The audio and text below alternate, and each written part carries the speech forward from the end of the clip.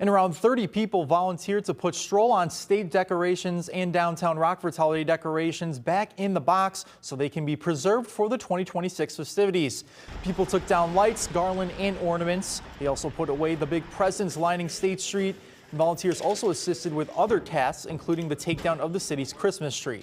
Stroll on State serves as the holiday official kickoff to the holiday season in Rockford and features numerous events highlighted by the parade.